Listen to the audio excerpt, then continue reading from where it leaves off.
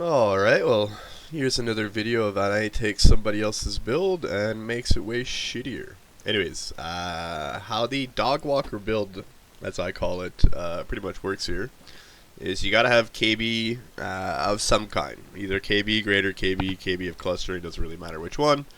And you absolutely have to have return. So you want return, you want other good shit. Obviously I didn't get the best shit here. Like I have greater pierce, which is fine. Added lightning, which is total ass cheeks, crit damage, which is sick, and attack speed, which is kind of just okay. And like you'll see, my merc fucking smacks. It's nothing compared to other people. But anyways, how this entire build really works is that I'm basically just the aura bot. As you can tell, I have a lot of buffs. So basically, you try to stack as many buffs as you can. If I look at my tree here, it's just like a generic Autobot tree. So you rush for the clusters. You get a ton of these ones. So if they're 25%, as I've gotten, you can get up to 35 obviously, but that's just more money. So mine all have Chaos Res and increased effect. So yeah, basically I'm getting 21 here, 21 here, another 21 here, another 21 here. And yeah, there's some more reserve. Like obviously, I have Venters with 18%, and I'm currently working on getting the Forbidden Flame, Flesh and Flame for the Guardian, which also have another 25. So I'll be able to fit more shit. Rocking all because it's no determination. But obviously, I'm gonna want to get rid of this once I get the other 25% RMR and figure all this shit out. Anyhow, so how this all links together is that on your KB Merc, you basically have these two items. So the Vermilion Ring, the Enmity's Embrace, basically gives you 200 pen as long as you have 290 fire res on your guy. But the problem being is that you're obviously reduced by 65% fire resistance, so how the hell do you stack all this fire? Well, every single one of my items has like a T1 or a T2 or maybe sometimes a T3 fire roll plus the crafted fire and chaos roll. Which, obviously other than this, which gives you a shit ton.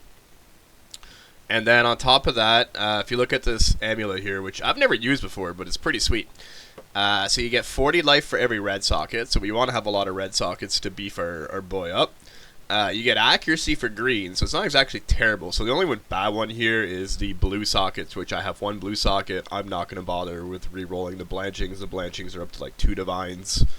And, I've gotten fucked so many times. But anyways, if you look at the white ones, it says all elemental resistances for each empty white socket on any equipped item. So if you have 2 of those, you get a shit ton of fire res. So with that, and then with my Purity of Fire being level 23, if I can find it here, and the link and everything, you hit 290 fire res, which is, what you need to do. So anyways, we're going to re-equip this. We can probably go run a map or something, and I'll just show you how he absolutely decimates. Yeah, so you can get flat on the wand if you want to as well. I never bothered with it, just because honestly, like, you get so much flat damage from every other sources in this build for fire that it doesn't really matter. So basically all I do is I run around, and I pull the guy to me by using the order to me. I make sure I have my 22-second flame link on him at all times, which, as you can see if you look at the flame link, gives him a lot of damage. But the flame link also works in pair with this. So Hand of Frisia, so I get 37% increased effect of non-curse auras. You can get up to 40. And then I think there's a rune graph that basically makes it... Yeah, auras from your skills which affect allies also affect enemies. But here's the good part, is that because we're using these gloves, it says non-curse auras from your skills only apply to you and linked enemies. So as long as I have my 22-second flame link, I'm just getting the straight up buff of this 15% reservation. And I don't have to worry about the links only affects enemies. So it's pretty good. Anyway, so yeah, all I do is a map. We can probably pop open a map here. We'll make it yellow just because, like, if somebody else sees this video and goes, he's running white maps, Anyhow, so we'll just go pop this in. We'll pop all this out. We'll do a random map. I don't know. I don't even know what's on skill atlas tree number 1, but who cares? So what you want to make sure about is, I mean, it doesn't have to be 290, obviously, but if you want to get the 200 pen, you got to be a 290 in classic. You know, we're running a 2014 PC right here, so we're going to take 10 years to log in. So yeah, if I link my guy here, and when the game renders, you'll actually see he has like a little flame link on him. We just go here, we check his stats. Okay, we're at 291, perfect. And also another thing that I didn't mention, if you look at the lightning here, lightning is 475 over cap, and I just bought this armor for like 70 divines or some shit the other day, and then I crafted it myself. Obviously still has a lot of room to craft, I just don't want to boink it. But yeah, critical chance is increased by overcap lightning resistance, so this is basically giving me hella crit, because it's kind of what I was missing. And you'll notice that even with my guy that doesn't have GMP, like, it doesn't matter. As you're seeing here, I just walk my dog, I don't even see anything, I don't know what's gonna happen, but his KB is just slapping everything. If we want to go to the boss here, I just throw down some traps, and they just get murdered. It's just pure debauchery. It's just how this build works. The damage is insane, the clear is insane, the single target is insane. Everything is insane about this build. It's super tank. Like, my guy's got like 85% fizz damage reduction, 86% chance to evade. He's 90, 90, 89. Yeah, this is what a map looks like. It's really stupid. You basically just run around, crack everything, and that's that. Like, yeah, I don't know. So basically what I've been doing is I've been running this, like, ghetto essence strat. So basically, yeah, you want to put in as many essence scarabs as you can. So these all have 2 additional monsters, which means that we can get up to 10 additional monsters. This one's make sure that all of our essences are a tier higher. And this one makes sure that when we are corrupting shit, it's actually going to give us like the upgraded one. So this can net you like easily 10 to 15 divines or more, basically a map, or sorry, an hour. I was doing this on like yellow maps for the longest time, and then once I upgraded to this build from the Peacock of bouncing, I've been running this one. So I'll just show you quickly what it is. You know, obviously if you've seen essence strats before, which you have, it's just a generic essence strat. So I run over here, I bring my guy. Oh, what the hell? Oh shit. Alright, well I just ripped it. I didn't put the tree on. Anyways, these essences are super cheap. It really doesn't matter. Let's just make sure it's actually tree number 2. It is tree number 2. So yeah, I don't know. We probably wasted like 10C there. I don't really care. Here, we're putting the hexproof plus elemental resistance map just to show you that it's really irrelevant. Even with the essence monsters, you'll see they'll still fall over. The only essence monsters that will not like fall over absolutely right off the get-go are going to be the Remnant of Corruption ones. For some reason, they're tankier. Yeah, like for example, this one will take a little bit of a beating, but it's fine. I don't really care.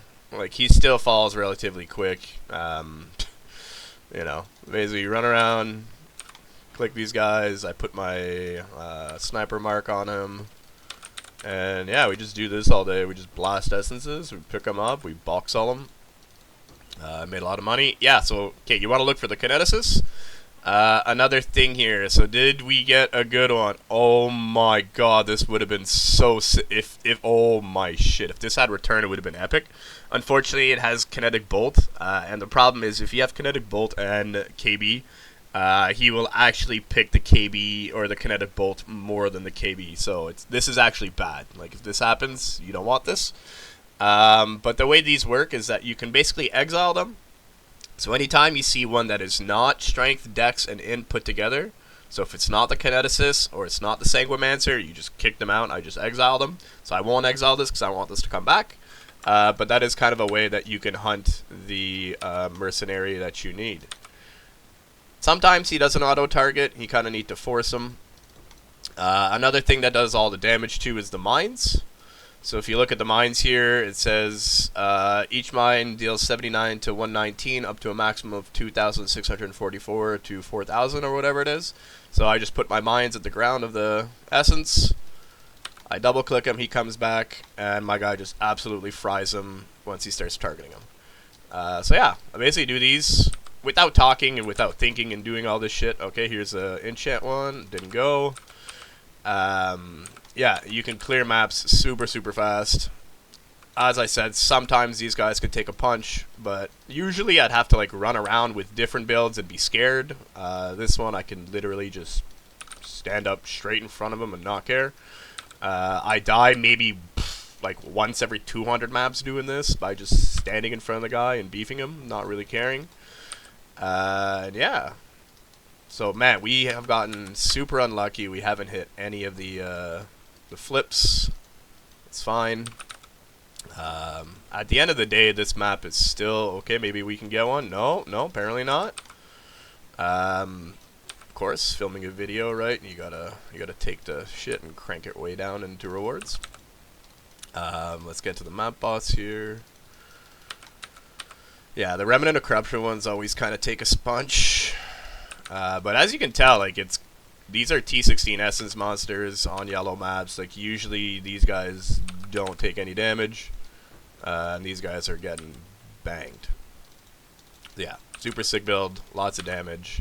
Only problem for me is, you know, since my PC can only handle these kind of ghetto strats, it's going to be hard for me to bring him into the other stuff. Here's the map boss, and he's dead. Yeah, pretty fun.